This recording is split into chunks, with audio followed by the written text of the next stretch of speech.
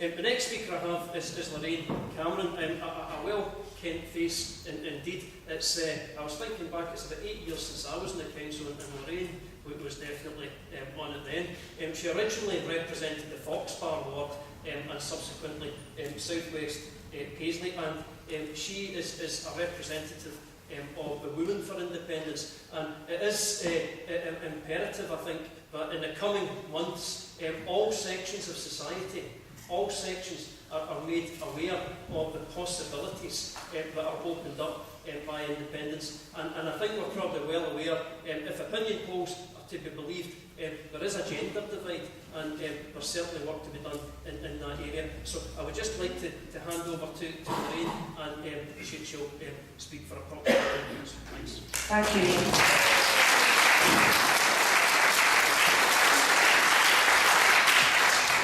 And thank you, Sandra, your contribution was really good. And I think anyone who knows me knows that I am a shouty person.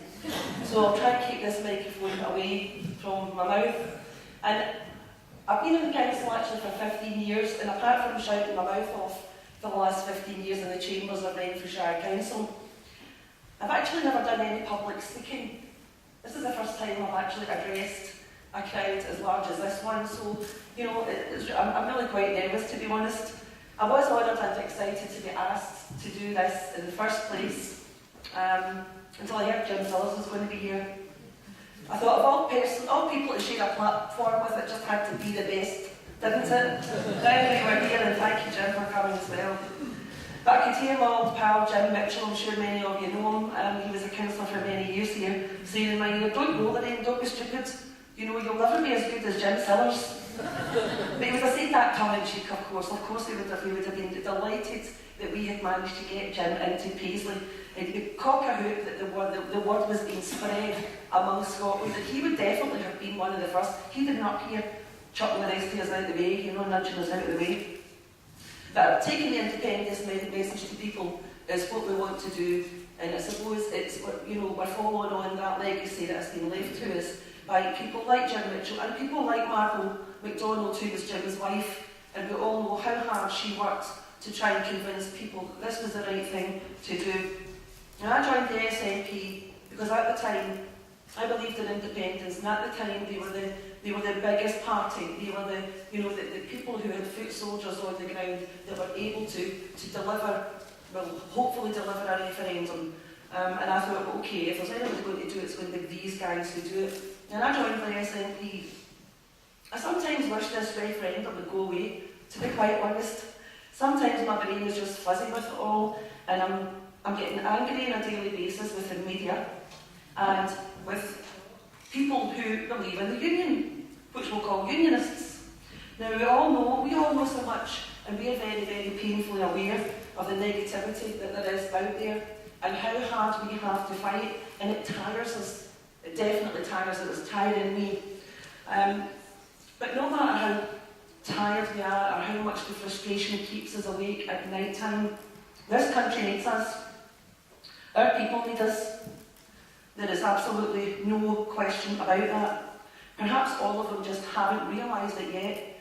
That if we succeed in delivering a yes vote, there will come a day when they will understand what we've been going on about and what we have been working for and what we have been fighting for, and fighting without guns and any other weapons, I might add. And I think we've come to a great place where we can see that this country is where it is without having to enter into any civil action or military action.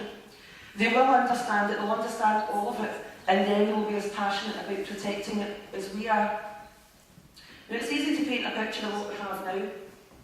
We have fuel poverty, we have low wages, expensive childcare. What have I done?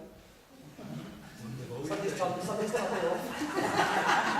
We've got expensive childcare, wealth inequality, food banks, zero-hour contracts, illegal wars, child poverty, bedroom tax, austerity, criminal bankers, and nuclear weapons. And if that's as good as it gets for me under a union, I don't want that union anymore. I don't think that's as good as it gets.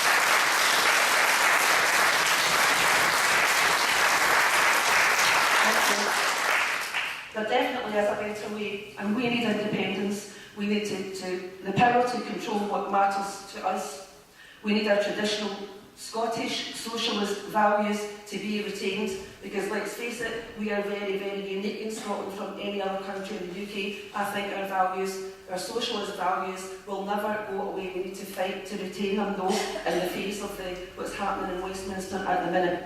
We need to also nurture and welcome anyone who does not have the same values as us, but who can still make a valuable contribution to our society, because we do need people with a breadth of feelings, I suppose, and outlooks, and everybody's is different to us, whether that be race, religion, it doesn't matter.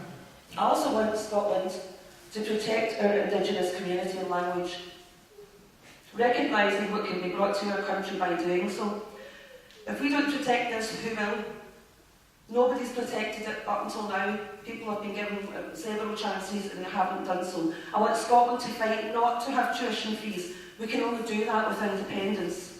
I want Scotland to look after its children, protecting them and teaching them from a very early age. Something that has begun, but will only continue with independence. I mean, everyone knows here that unionists had decades of opportunity to get this right, and they have failed miserably. It's only now that there's an SNP government there, which I hope, if there's another government in the future, they will continue. But it's only because of the SNP government there that we are now tackling the issue of child poverty and teaching children from age 2, 3, 4 upwards, giving them free nursery places and learning.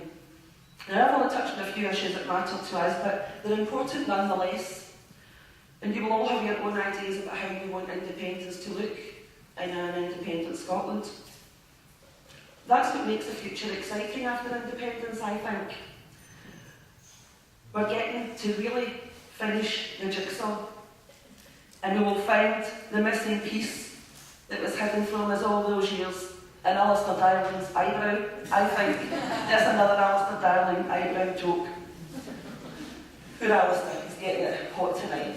But I just want to, and I've got like a couple of minutes, I just wanted to read to you an article that I wrote for the Women for Independence website, and it was my contribution when that site was established.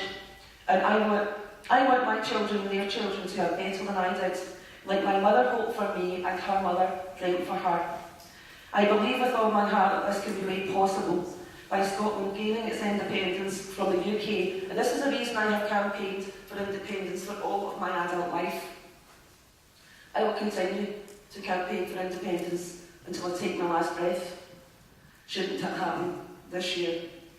I have absolutely nothing against the people in the rest of the UK, so why do people continually accuse us of being anti-English? What about the Welsh? What about the Irish? Does it mean we hate them too?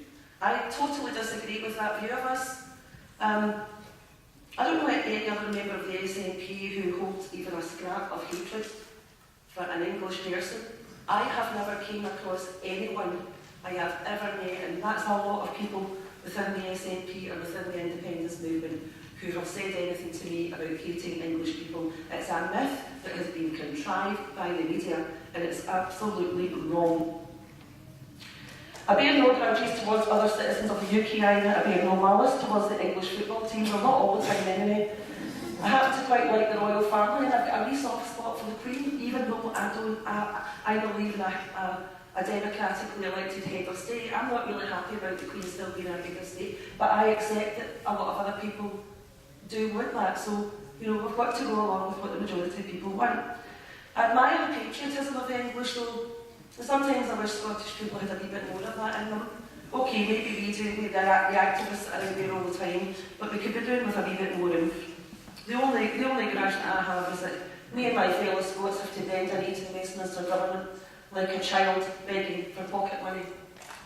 It's the noose around our necks with the constant threat of tightening that really rankles me. Now, regardless of the nationality of the MPs or any MPs making decisions on our behalf in Westminster,